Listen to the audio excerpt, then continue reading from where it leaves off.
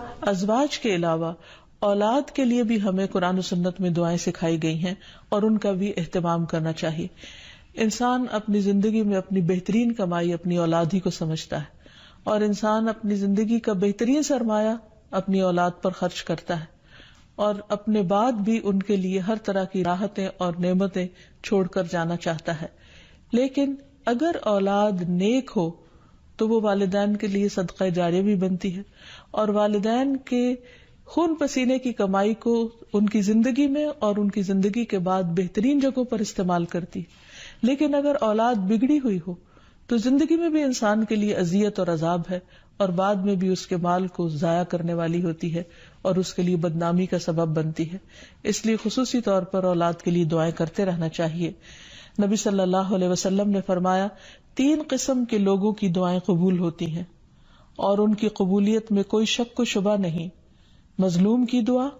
مسافر کی دعا، اور والد کی دعا اپنی اولاد کے لیے. یعنی جب باپ اپنے بچوں کے لیے دعا کرتا ہے تو وہ دعا بھی قبول ہوتی ہے. اسی طرح نبی صلی اللہ علیہ وسلم نے اس بات سے بھی منع کیا کہ کوئی اپنی اولاد کے خلاف دعا کرے یا اس کو بد دعا دے، کیونکہ وہ بھی قبول ہو جاتی ہے اور پھر انسان کے لیے پریشانی کا باعث بنتی ہے.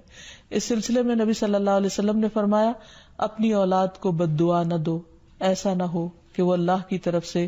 قبولیت کی گھڑی ہو اور وہ تمہارے لیے قبول کر لے، اور اگر انسان کی ایسی دعا قبول ہو جائے تو پھر انسان کے لیے سخت پریشانی کا باعث ہو سکتی ہے یہ بات. پھر اسی طرح یہ ہے کہ اگر کسی کی اولاد نہ ہو تو اس کے لیے بھی دعا سکھائی گئی ہے،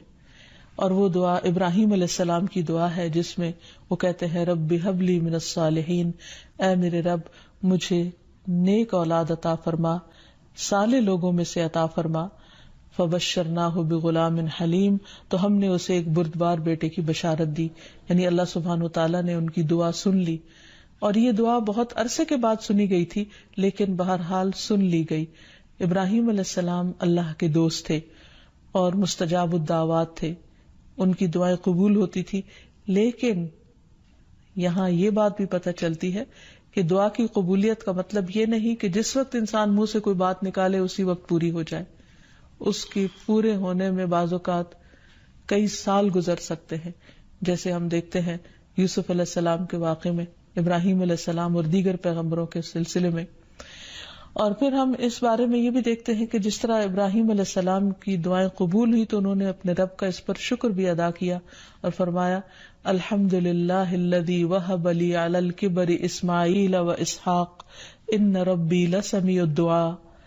کہ اللہ کا شکر ہے جس نے مجھے بڑھاپے میں اسماعیل اور اسحاق جیسی اولاد دی، بلا شبہ میرا پروردگار دعائیں سننے والا ہے. اور حقیقت یہ ہے کہ اللہ تعالیٰ پیغمبروں کی بھی سنتا ہے اور پیغمبروں کے علاوہ باقی لوگوں کی بھی دعائیں سنتا ہے. اس لیے اولاد کی طرف سے کبھی بھی مایوس نہیں ہونا چاہیے، نہ ہونے کی شکل میں بھی اور ہونے کے بعد ان کی نیکی اور خیر اور بھلائی کے سلسلے میں بھی. اور اس میں ہم دیکھتے ہیں کہ زکریا علیہ السلام کی بھی اولاد نہیں تھی تو وہ بھی بڑھاپے تک مایوس نہیں ہوئے اور دعا مانگتے رہے. اور اس سلسلے میں آتا ہے کہ وہ جب دعا مانگتے تو کہتے رب ہب لی من لدنک ذریۃ طیبہ انک سمیع الدعاء، کہ اے میرے پروردگار تو مجھے اپنے پاس سے نیک اور پاکیزہ سیرت اولاد عطا فرما، تو ہی دعا کا سننے والا ہے. یعنی پیغمبر ہمیشہ صرف اولاد کی دعا نہیں کرتے بلکہ نیک اولاد کی دعا کرتے ہیں. اولاد کا ہونا اللہ سبحانہ وتعالیٰ کا ایک بہت بڑا انعام اور بندے پر بہت بڑا احسان ہے. اسی لیے ہم دیکھتے ہیں کہ اولاد انسان کے لیے اگر نیک ہو تو راحت، رحمت، آرام اور چین اور آنکھوں کی ٹھنڈک کا ذریعہ ہوتی ہے. نبی صلی اللہ علیہ وسلم حضرت حسن اور حسین کو اپنے پھول کہا کرتے تھے کہ یہ دونوں میری دنیا کے پھول ہیں. ایک اور حدیث سے ہمیں پتہ چلتا ہے کہ اولاد انسان کی بہترین کمائی ہے. فرمایا ان اولادکم من اطیب کسبکم، تمہاری اولاد تمہاری سب سے بہترین کمائی ہے، بس اپنی اولاد کی کمائی میں سے کھاؤ، یعنی وہ انسان کے لیے حلال ہے، جائز ہے. پھر اسی طرح بیٹیاں جو ہیں ان کی تعلیم و تربیت اور ان کی پرورش بھی ایک بہت خیر و بھلائی اور جنت کمانے کا ذریعہ ہے. لیکن اس کے ساتھ ساتھ یہ بھی یاد رکھنا چاہیے کہ اولاد ایک رسپانسبلٹی بھی ہے، ان کے بارے میں سوال بھی کیا جائے گا کہ ان کی تربیت کس طرح کی. پھر خصوصی طور پر اسے ماں کی ذمہ داری قرار دیا گیا، اگرچہ ماں اور باپ دونوں ذمہ دار ہیں، لیکن عورت سے اس کے گھر والوں یعنی اس کے بچوں کے بارے میں اس سے سوال ہوگا کہ اس نے ان کی تربیت کیسے کی. تو اس لیے ہم سب پر لازم ہے کہ ہم اپنے بچوں کی دینی اور دنیاوی دونوں طرح سے بہترین تربیت کرنے کی کوشش کریں. تو آخر میں ہم دیکھتے ہیں کہ جو دعائیں ہمیں خاص طور پر اولاد کے لیے مانگنی چاہیے وہ ان کی نیکی، تقوی اور اصلاح کی ہیں، پیدائش سے پہلے بھی اور بعد میں بھی. پیدائش سے پہلے رب ہب لی من الصالحین، کہ اے رب مجھے صالح اولاد عطا کر. رب ہب لی من لدنک ذریۃ طیبہ انک سمیع الدعاء، اے میرے پروردگار مجھے اپنی طرف سے نیک اور پاکیزہ اولاد عطا فرما، بے شک تو ہی دعا کا سننے والا ہے. پھر اسی طرح اولاد کو شیطان سے محفوظ رکھنے کی دعا بھی کرنی چاہیے، جس طرح حضرت مریم کی والدہ نے ان کی پیدائش سے پہلے دعا کی.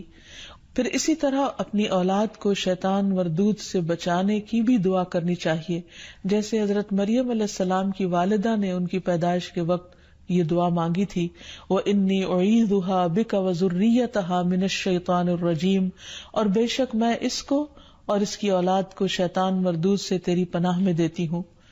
پھر اسی طرح ایسی اولاد مانگنی چاہیے کہ جو انسان کے لیگیسی کو آگے لے کر چل سکے اور اس کے علمی ورثے کو سنبھالنے والی ہو، جیسے زکریا علیہ السلام نے دعا کی تھی. پھر اسی طرح اولاد کے اللہ تعالیٰ کے راستے میں قبول ہونے کی بھی دعا کرنی چاہیے، جیسے حضرت مریم کی والدہ نے ان کے لیے دعا کی تھی کہ ربی انی نذرت لک ما فی بطنی محررا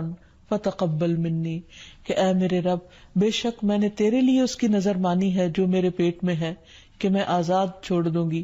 سو مجھ سے قبول فرما، بے شک تو سب کچھ سننے سب کچھ جاننے والا ہے.